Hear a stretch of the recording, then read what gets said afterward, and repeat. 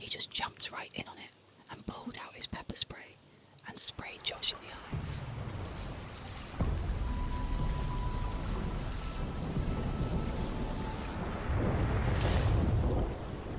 In 2005, in a little town in Illinois, 3 people, 2 men and a woman, walked into the strange living room inside of an apartment where on the ground was the circle of lit candles, and the trio, without saying anything, just marched into the circle of candles and took seats cross-legged on the ground, all looking inward toward each other.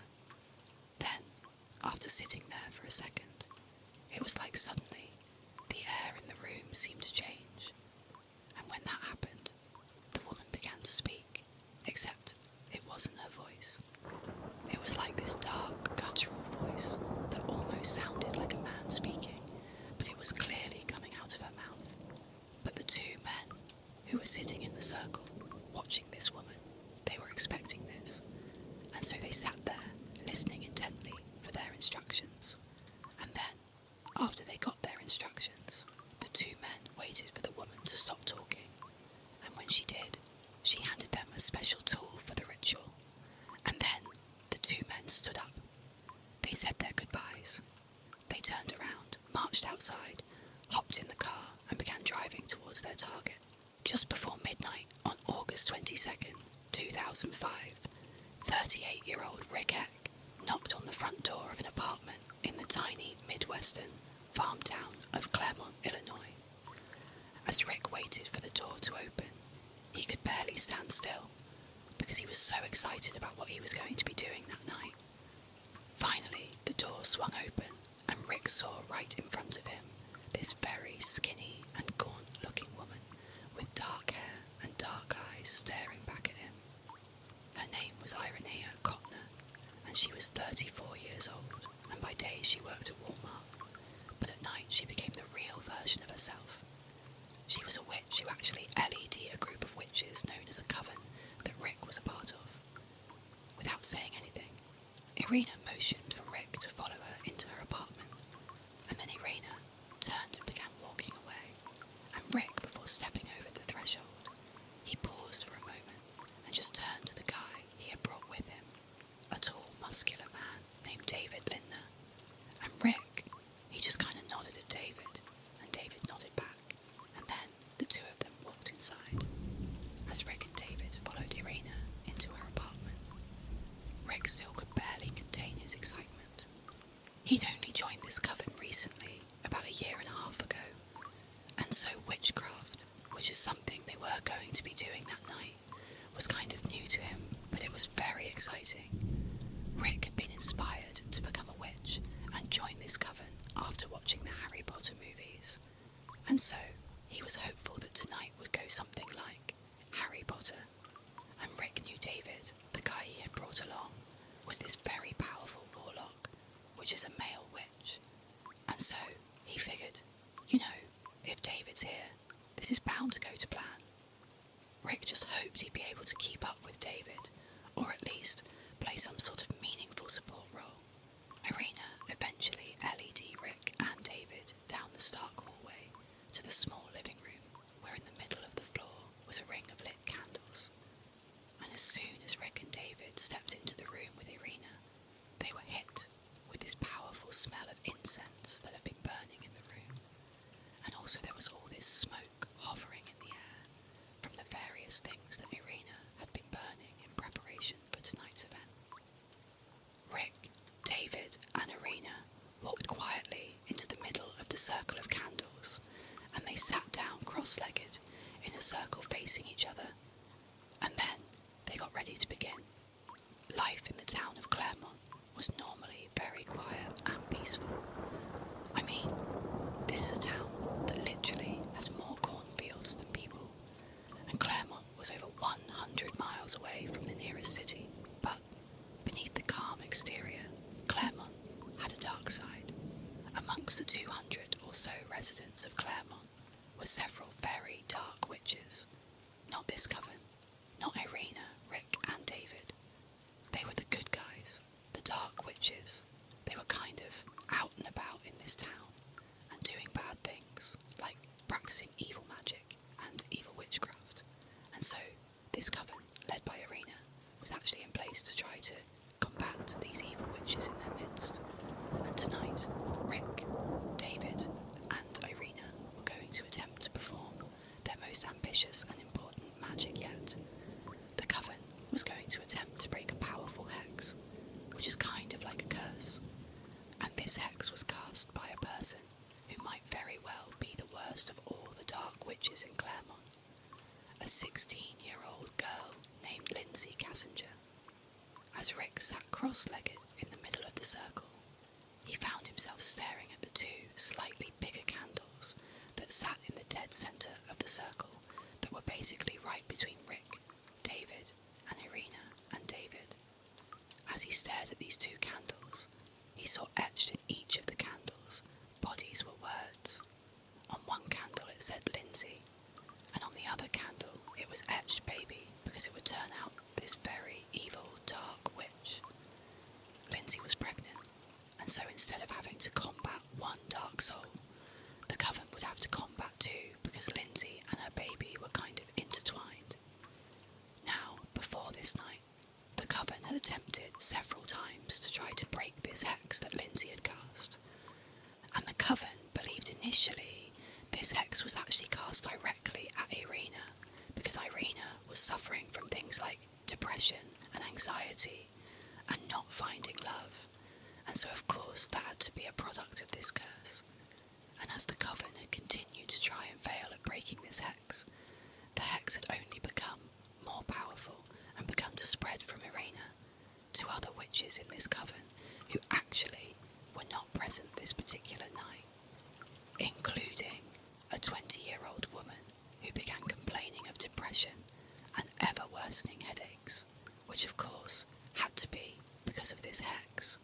And so that was why, on this night, the coven had decided to really beef up their attack on this hex. And so that was why Rick had gone out and brought in David, the experienced warlock from St. Louis, Missouri, who claimed he had broken a hex before, and he could do it again for them. As Rick, Irina, and Dave all sat in the circle, they looked at each other, and then they began chanting in unison to bring out the dead to join them in the living room right now. And as they began this chant, Rick found himself intensely staring at those two candles with Lindsay and baby on them. And as he stared at the flames dancing across the top of them, Rick started to feel like he was kind of drifting off into a trance-like state. And he knew that based on his prior teachings from Irina, the leader of this coven, that this must be what it feels like when the spirit world opens up, which means the dead really were coming into the room. And then, as Rick is kind of dealing with this trance-like state, he heard Irina begin to talk, but it wasn't her normal voice. It was the slow and deep-sounding voice, almost like something had inhabited her body and taken it over and was now speaking through her mouth. And Irina, in this kind of slow and strange voice, she would tell Rick and David that the curse is still growing. And then she would say something that totally caught Rick by surprise. She said again, in that slow, strange voice, that the hex now was also on Rick and his entire family, and if they didn't break this hex immediately, Rick and his family would all perish. When Rick heard this, you know he's still in this trance-like state, but his heart began racing because he didn't know this hex could potentially affect his loved ones, and so this was a really big deal. They needed to end this hex tonight. Rick listened intently as Irina began to say in this strange voice what their plan was for that night to break this hex. Basically, Rick and David were going to perform a sacred ritual, and Irina, she began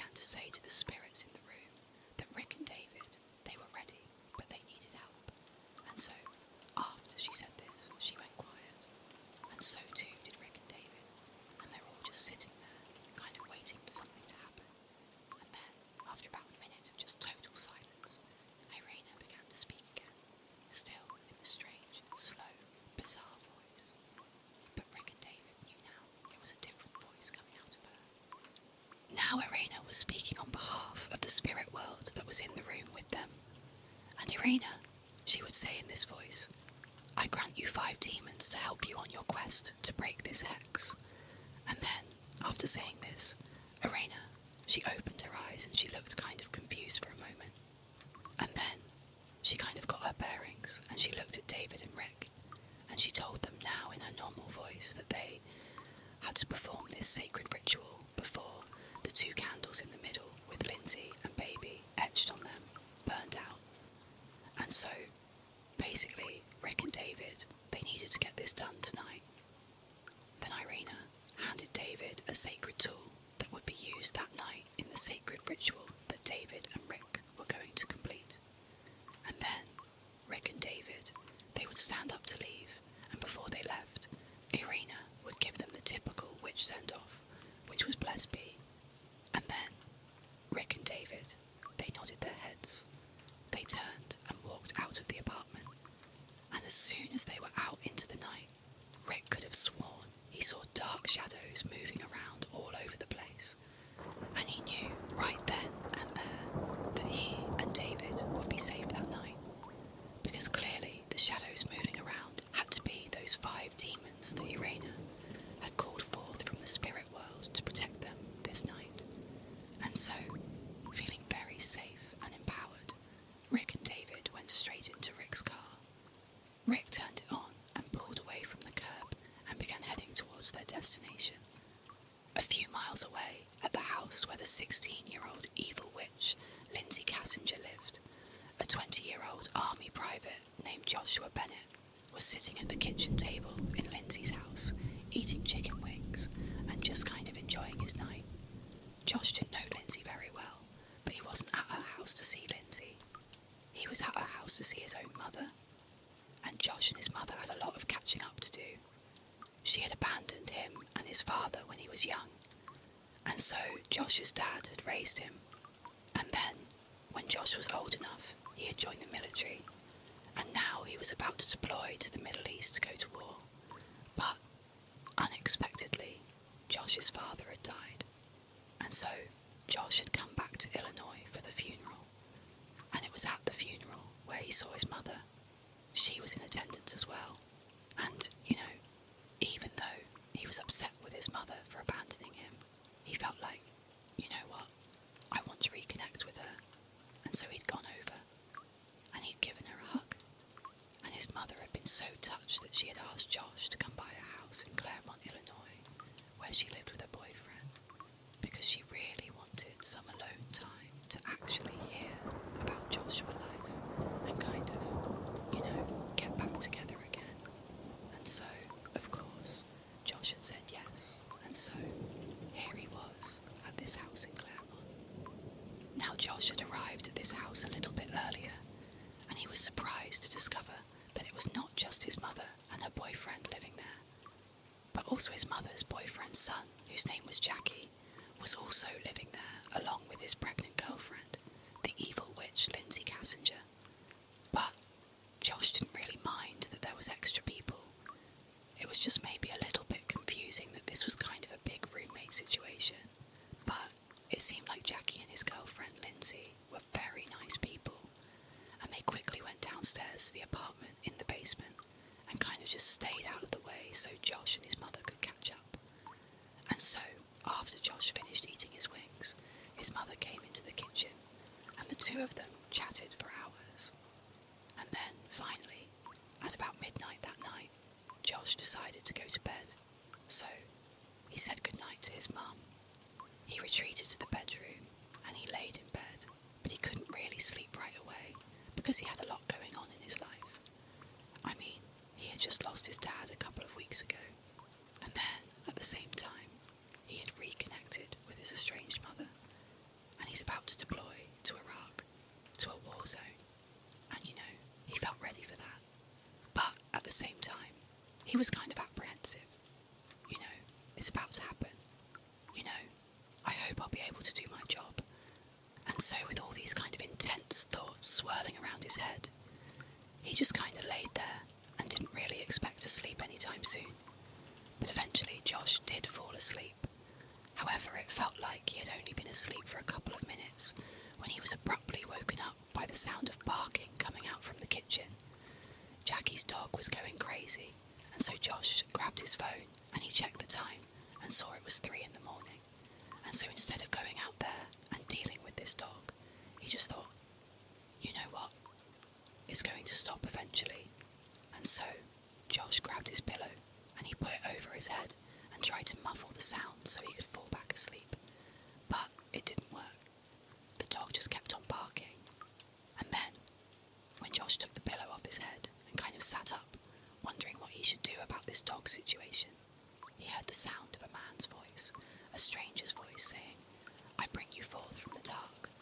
And then, after Josh heard this, he heard the sound of a woman screaming, and it sounded like his mum. And so, acting on instinct, Josh leapt from his bed. He ran out of the room, and he goes into the kitchen, and he sees the dog is jumping and barking and going mad, and his mum is screaming, and there's this guy grabbing her, kind of grappling with her, who's wearing black gloves and a ski mask, and there's another guy next to him with the same get-up. It's absolute chaos, but before Josh could run over and save his mother, suddenly his chest felt like it was on fire, and then he went blind, and his eyes had this burning pain in them, and then he couldn't breathe, and he was stumbling backwards, barely able to stand. Minutes later, Rick, who was one of the witches from the coven, bolted out of the front door of Lindsay's house where all this chaos was happening, and he just took off running across the street directly into a cornfield. And as he ran, he felt this throbbing pain in his leg, and he could feel blood pooling in his shoe. Rick ran until he couldn't run any farther, and then he collapsed onto the ground. And then he began thinking about what an absolute disaster it had been inside of the evil witch's house. Not only had they failed to break the hex cast by Lindsay, but also Rick was concerned that David, his partner, who was still at the house, was dead. And Ricky began looking around wildly, hoping all those demons that were sent to help them from the spirit world. He was hoping they'd be nearby and they'd know what to do. But Rick looked around and there was no one. So Rick thought for a second, oh my gosh, Lindsay's hex must be stronger than any of us realise. You know, we have to do something now. We have to end this before me and my family get killed too. And so Rick pulled out his phone and he called Irina, the leader of the coven, to get her advice about what they should do next. But Irina didn't respond to what Rick was saying the way he expected her to. Instead, she seemed very cold and almost enraged at what he was saying. And then, before Rick could kind of figure out what was going on with Irina, he heard off in the distance the sound of sirens making their way to the evil witch's house. Over the next few days, police detectives would speak to everyone inside of Irina's cabin, as well as everyone who knew both Irina and Lindsay. And slowly but surely, the police would put together what actually happened inside of Lindsay the Evil Witch's house in the early morning hours of August 23rd, 2005. At about 3 a.m. on August 23rd, 2005, Rick and David pulled up onto Lindsay's estate, and they parked their car a little ways away from Lindsay's house. And then, after parking, Rick and David donned their ski masks and their gloves. And then, after looking at each other and nodding, they hopped out and began walking towards Lindsay's house. Their plan was to sneak in through one of Lindsay's windows and confront Lindsay the Evil Witch directly and break the hex by performing a sacred ritual. And then, after this ritual was over, they had a second ritual they would need to perform that would send Lindsay's evil soul through the gates of hell. And to do that, they needed the help of the 5 demons that have been sent along by Irina from the spirit world. Now Rick and David felt like this was a great plan.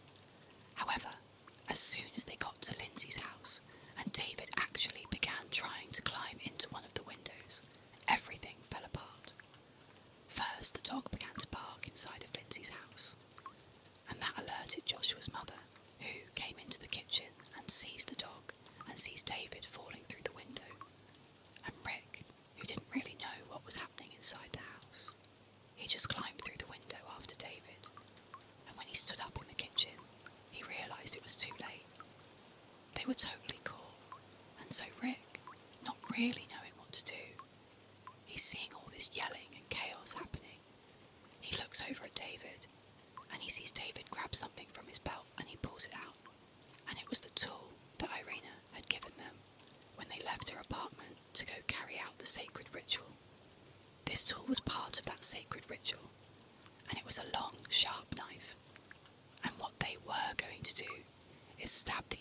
sandwich Lindsay Cassinger to death with it. That was how they were going to break the hex. And then, after they killed Lindsay, they were going to perform this weird ritual with her clothing that would send her soul through the gates of hell. Now, Rick did understand that this was the plan. They were going to murder Lindsay.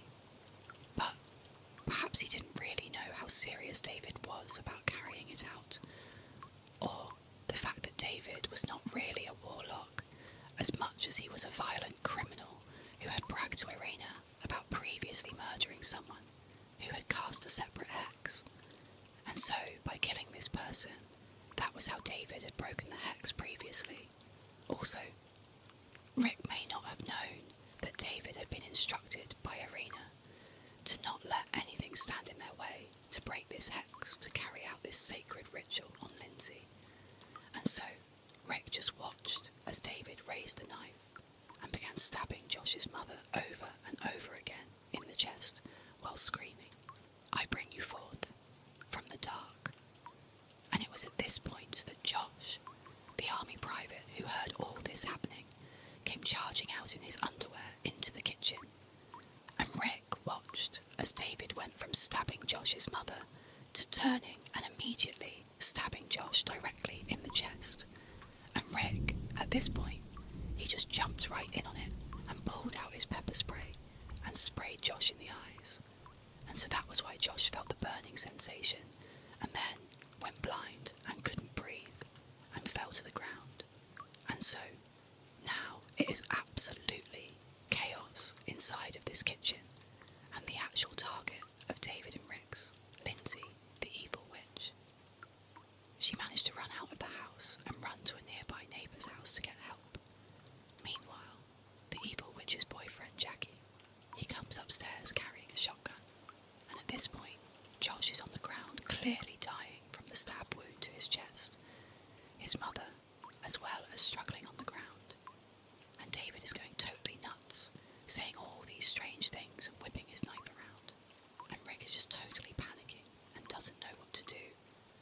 And so when Jackie ran at Rick with his shotgun, Rick pulled out his own knife and attempted to stab Jackie, but somehow missed Jackie and stabbed himself in the leg. And so that was why his leg was throbbing and bleeding, because he had stabbed himself. And then, after Rick had stabbed himself, Jackie just walked over and Spartan kicked Rick down the stairs into the basement. And then Jackie turned his attention from Rick to David, who was still just going nuts with this knife and being a total maniac. And Jackie just walked over to David. And David, he sees the shotgun coming over to him, and he tries to move the barrel out of the way, but then, somehow, only manages to point the gun directly at his own stomach, at which point Jackie just fired a slug directly into David's gut.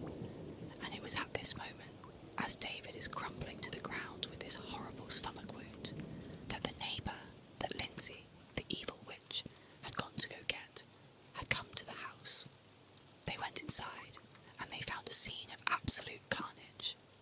And before the neighbour could even do anything, Rick, who had stabbed himself in the leg and been kicked down into the basement, and scrambled up the steps and just run right past all the bodies on the ground, past the neighbour, who didn't even do anything outside, and Rick just kept on running out into that cornfield. And so, at this point, the neighbour didn't even try to figure out what happened. He just called 911.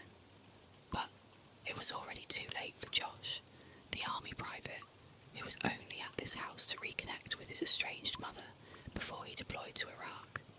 And here he was, dead on the ground from this totally bizarre attack.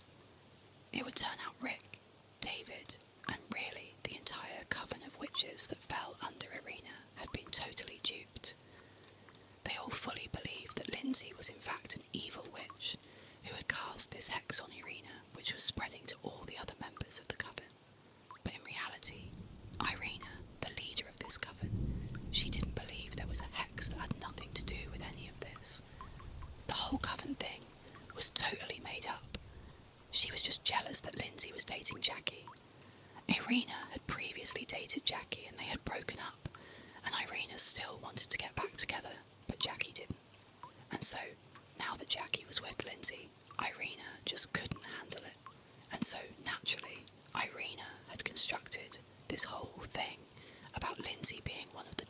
witches in Claremont, Illinois, and she's cast this hex, and now you, my witches in this coven, you need to go and kill her. But, of course, Lindsay did not end up getting killed, and instead it was the totally innocent person, Josh, the army private who had nothing to do with any of this, who got killed. In addition to Josh dying, David, the warlock from St. Louis, he died from the shotgun blast to his stomach. And then Josh's mother, who had been stabbed repeatedly by David, she would actually survive her attack. Irena would ultimately be found guilty of first-degree murder, and she would be sentenced to 57 years in prison. Rick pleaded guilty to murder as well, and he was sentenced to 20 years, and a third member of the coven, who was not present for the attack, but who after the fact helped cover it up. They were sentenced to 32 years in prison,